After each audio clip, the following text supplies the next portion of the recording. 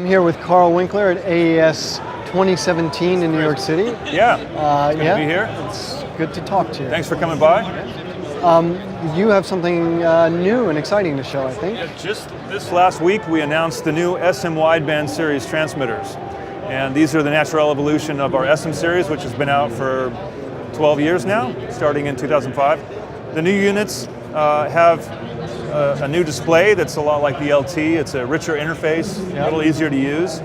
They tune across 3 blocks, just like our other wideband units, like the LT, the SSM. They offer power settings, RF power settings at 100 milliwatts, 50 milliwatts, and 25. They have infrared sync, so like with a SRC or a Venue 2, very easy to set up. You can use Wireless Designer to coordinate your frequencies and then blow it in by infrared. Nice. You know, with the wide tuning bandwidth, it makes sense to do infrared because otherwise, you know, you've got thousands of frequencies to scroll through, and this makes it super fast. And then the other feature, of course, is the fact that it can record on a micro SD card.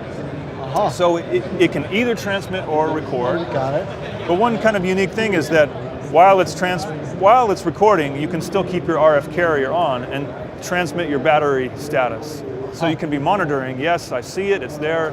You'll know it's recording because it was transmitting audio, now it's not, and you still see the carrier and can monitor it. That's great. So, like our other units in this series, it does respond to remote commands. There are the 2 different apps. One of them you're probably familiar with is Lectro Sure. and that's the one you can set your transmitter functions, you know, your audio level in, your frequency, and things like that, and then put it to sleep, wake it up. And then there is the record. This is the PDR remote, and that can start and stop the recording function, all while the unit is buried on the talent. So a lot of unique features in the SM Wideband series, and we have the single battery unit that's a lot like the SMV in size, and then we have the dual battery unit like the SMQB. Both the wideband and both record. All the same functions and everything. The only difference is 1 battery versus 2. So smaller and lighter, easier to conceal, longer battery time. Got it. Only difference. Yeah. And how long is the battery life? It's very similar to the SMV and the SMQB. So an alkaline will run these at 100 milliwatts for maybe an hour and a half, 2 hours on the single unit, and about 5 hours on the dual, and then lithiums, you know, go up from there. So that's great.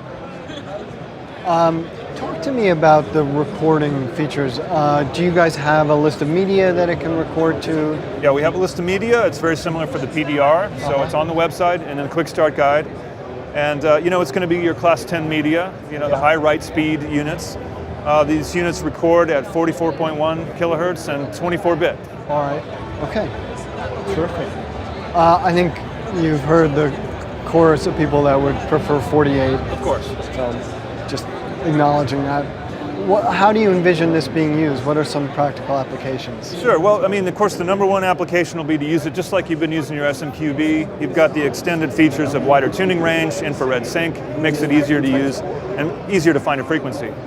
But it's also like having a PDR in the same box, meaning that let's say you're going to do something a little bit extreme sports, or something where you know that a wireless isn't practical. You could certainly use it as just a standalone recorder at the same time. So it's dual purpose. You could also run into a situation where, you know, someone's over a hill, you know, and you're not getting line of sight and you're realizing it's out of range. So you would go up with your, you know, send an A2, run over there and start recording on that scene instead of using the wireless for whatever reason. Right. So really it's kind of 3 things that I see it being used for. And the PDR has time code functionality. Yes, it does. Does this? This does not have time code. Okay. So we're relying on, you know, camera scratch tracks, Got it. and then syncing it in post using Pluralize or any one of those things that, you know, sync. Got it. Or the Or the claps clap. that we do. Yeah, any way you can do it. I mean, It's great. And shipping now? We have shipped a few units. You know, with any brand new product, they're still working out the test procedures, and so the units are kind of trickling out at the moment. Yeah. But we've got hundreds of them in production. Okay. Housings are built, circuit boards are made, they're just being assembled and tested. So it's exciting times. Thank you very much. Sure thing, Peter.